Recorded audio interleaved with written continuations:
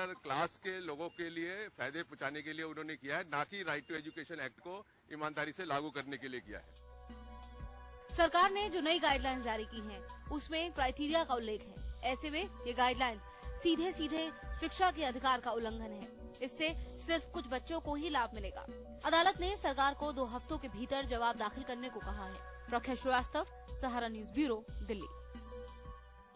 और इसी मुद्दे पर चर्चा के लिए मेरे साथ मौजूद हैं एजुकेशन फॉर ऑल के अध्यक्ष सुमित वोहरा, और जो कि हमारे साथ कुछ देर में जुड़ जाएंगे, और साथ ही में all India private school association के प्रेसिडेंट हैं आरसी जैन जी, जो कि इस वक्त हमारे साथ मौजूद हैं।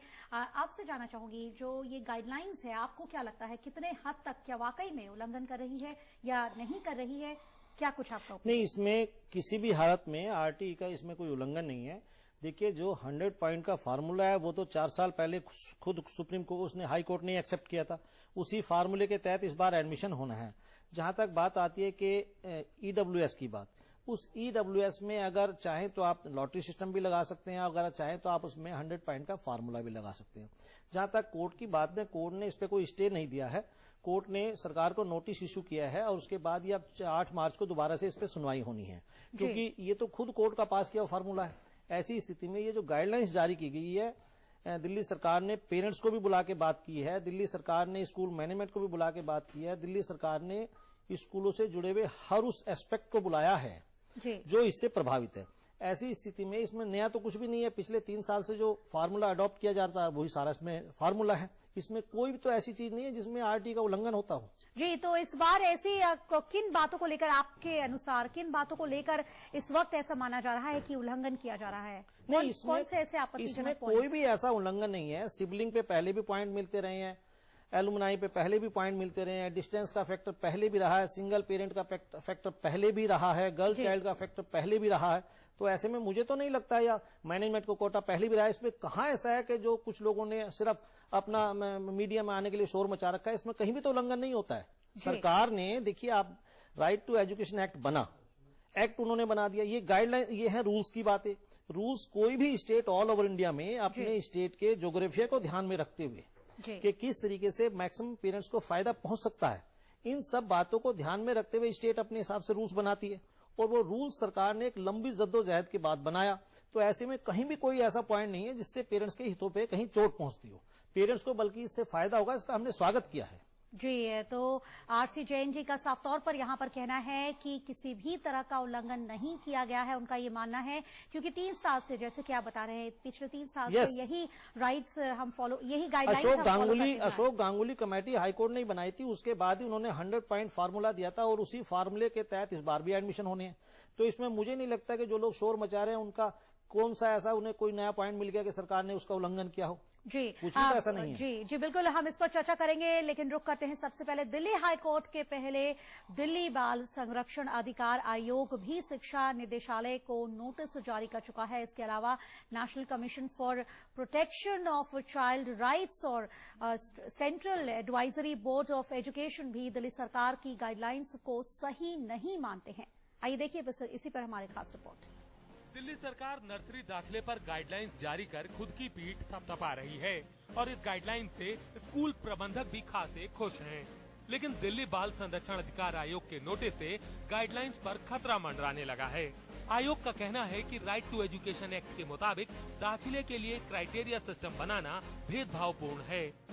जो अलग कंडीशन दिए गए थे कि एलुमनाइज हों या गवर्नमेंट ऑफिशियल्स के बच्चे हों या किसी फोर्स के बच्चे हों या फिर इसके अलावा सिबलिंग हो, ये तमाम चीजें अब पुरानी हो चुकी हैं। ये तमाम चीजें अब कानून के खिलाफ हैं, क्योंकि कानून में इन तमाम चीजों को एक्सेप्ट नहीं किया जा सकता है। दिल्ली में राइट टू एजुकेशन लागू कराने के लिए दिल्ली बाल संरक्षण अधिकार आयोग मुख्य नोडल एजेंसी है, जबकि पूरे देश में इसकी जिम्मेदारी national Commission for Protection of Child rights के पास है। एनसीपीसीआर का भी साफ कहना है कि दाखिले में भेदभाव की जगह नहीं होनी चाहिए। As far as the act is concerned, it seems clear that in schools which have a pre-primary section, then the conditions regarding admission and screening apply to all the sections starting from the pre-primary. But what are the details of the guidelines issued by Delhi government? What is the objection by DCPCR? We will have to take a closer look at it. And of course, if we feel that what DCPCR's action is correct, we will of course support that. Central Advisory Board of education यानी कैबे का भी कहना है कि right to education कानून लागू करने की जिम्मेदारी राज्य सरकार की है, लेकिन मैनेजमेंट और स्टाफ कोटा के लिए इस एक्ट में कोई जगह नहीं है। मेरे मुताबिक रैंडम में कैटेगरीज नहीं आ पाएंगे, नहीं आ पाएगा। मेरा ऐसा मानना है कि उसमें नहीं आएगा, और अगर उनको एडवाइजरी दी जा रही है सरकार की, तो वो सरकार की एडवाइजरी कोर्ट में जा सकती है। प्रेम रंजन, सहारा न्यूज ब्यूरो, दिल्ली। और चलिए इसी पर चर्चा के लिए हमारे साथ जुड़ चुके हैं एजुकेशन फॉर ऑल के अध्यक्ष सुमित वोहरा भी। सुमित जी, आपका स्वागत है हमारा स्टूडियो में। सबसे पहले जो नई गाइडलाइंस जारी की गई हैं वो राइट टू एजुकेशन का उल्लंघन करती हैं, इस पर आपकी क्या ओपिनियन है? मैं बिल्कुल इस बात से एग्री करता हूं, उल्लंघन करती हैं। पहले तो मैं जैन साहब से क्वेश्चन पूछना चाहूंगा। ये कह रहे हैं जो गांगुली कमेटी था वही हमने इम्प्लीमेंट किया है। अगर गांगुली कमेटी इतनी ठीक थी कि उसको रद्द क्यों किया गया? पहला क्वेश्चन से ये है मेरा।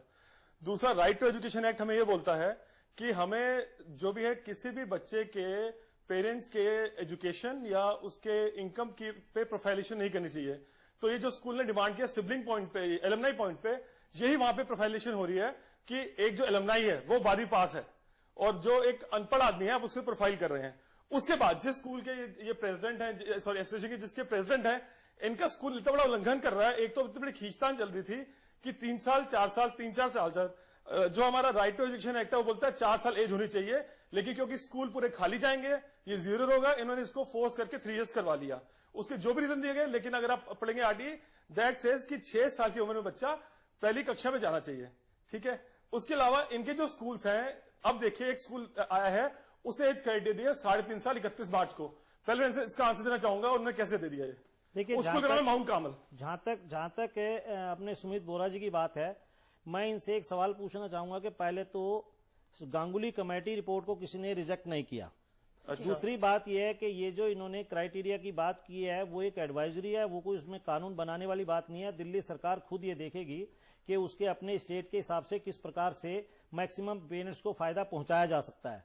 जहां तक बात है 3.5 साल की, अगर कोई जब 3 साल का एक नियम बना दिया है कि भाई 3+ का बच्चा होना चाहिए 31 मार्च को, और अगर वो 3.5 साल का, तो उसमें कौन सा ऐतराज है? आप समझिए, आप प्रेसिडेंट स्कूल पहले सुनिए, आप मिनिमम एज 3.5 साल की होनी चाहिए। 3 साल बच्चा एलिजिबल ही नहीं है। आप सुनिए ना मेरी बात। हाँ जी, आप सुनिए पहले, यहाँ बहस 3 साल बच्चा रिजेक्ट हो गया इसमें। आप सुनिए पहले, आप यहाँ बहस ना करें। आप ये देखें कि हम पेरेंट्स को एक मैसेज देना चाहते हैं, आपको भी मैसेज देना, मैंने भी देना है। 31 मार्च को 3+ होना चाहिए। अब वो अगर 3.5 साल का 31 मार्च को, तो कौन सा परेशानी है?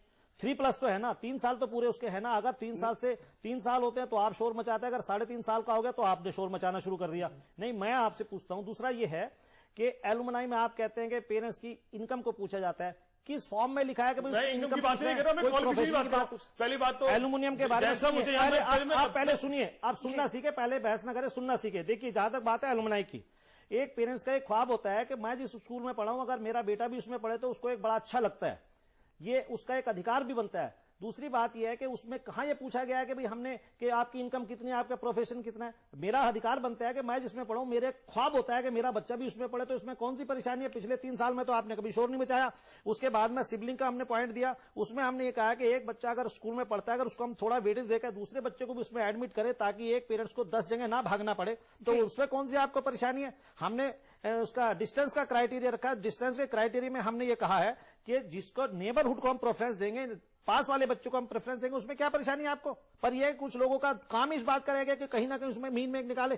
3 साल पहले तक ये सब कुछ चलता रहा, कोई शोर नहीं, कोई शोर नहीं पूरी दिल्ली में। आज नए नए आयोग निकल के आ गए जो इस प्रकार की समस्या को लेकर खड़े हो गए। मैं बोलूं सर, अब मैं बोलूं, उसका रीजन ये है कि क्योंकि हमने फोरम स्टार्ट किया, पहले एक पेरेंट आगे आते हुए डरता था, इसलिए हमने फोरम स्टार्ट किया। 25,000 मेंबर है। पहले तो आपकी बात का जवाब है, ख्वाब तो मेरा मैं व्हाइट हाउस का जाके प्रेसिडेंट बन जाऊं, क्या बन सकता हूं? आपके ख्वाब से बात नहीं बनती। आरटीई में लिखा हुआ है कि आप किसी भी पेरेंट की एजुकेशन, आपने एजुकेशन पॉइंट क्यों हटाया गांगुली से? इसलिए क्योंकि उसकी एजुकेशन कंपेयर हो रही थी। यहां पे मेरा कहना है एलुमनाई पॉइंट में आप क्लियर कर रहे हैं कि आदमी 12वीं पास है, उसको आप अनपढ़ आदमी से कंपेयर कर रहे हैं। ठीक है, इस पॉइंट को आप छोड़िए। मेरा मुद्दा है, आप मुझे समझ नहीं आया कि आप इतने बड़े एसोसिएशन के प्रेसिडेंट है, आपको ये नहीं पता। आप मेरी बात को समझिए। एक स्कूल कह रहा है कि 3 साल का बच्चा एलिजिबल नहीं है, उसको कम से कम 3.5 साल का बच्चा चाहिए। सारा रूल रिजेक्ट कर दिया। कौन कहता है? माउंट कार्मल स्कूल आप परसों ओपनिंग हो गई है। आप 3+ देखिएगा, 3+ है कि 31 मार्च को बच्चा 3, बल्कि हमने एक और मांग की है सरकार से। सर एक बच्चा अखबार में क्या लिखा? सुनिए, आप क्या बात करें? माउंट कार्मल स्कूल का नाम ले रहा हूं मैं आपके सामने। आप एक क्वेश्चन उठाइए जो आप नहीं उठा रहे हैं, अगर पेरेंट्स के आप इतने हितैषी हैं। हमने ये कहा कि सरकार ने कहा कि 31 मार्च को उसकी डेडलाइन बनानी 3+ की। हमने कहा कि एक बच्चा अगर 1 अप्रैल को पैदा होता है तो 1 दिन के पीछे उसका 1 साल खराब होता है। आप इस मांग को उठाइए जो हमारी मांग है पेरेंट्स के हित में। सुनिए, आप सुनिए पहले, 60 दिन साल क्यों मत दे रहे हो? आपकी बात का जवाब दीजिए ना। आप मैसेज जाने दीजिए ना। एक स्कूल है माउंट कार्मल, ऐसे बहस एलिजिबल नहीं है सर, ऐसे हल नहीं होता है। आप सुनिए पहले, ऐसे हल नहीं होता है। आप लड़ने नहीं आए। आप सुनिए, बिल्कुल। मैं एक बात कह रहा हूं आपसे, आप इस मुद्दे को उठाइए कि एक बच्चा जो 1 अप्रैल को पैदा होता है उसका 1 दिन के पीछे 1 साल खराब हो जाता है।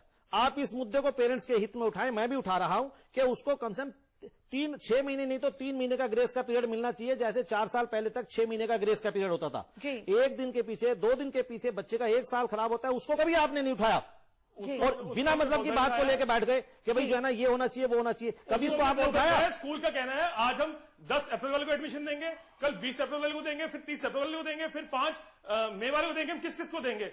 आप मुद्दे में बात कीजिए जो आज प्रिंसिपल आप बात को घुमा रहे हैं जैन साहब।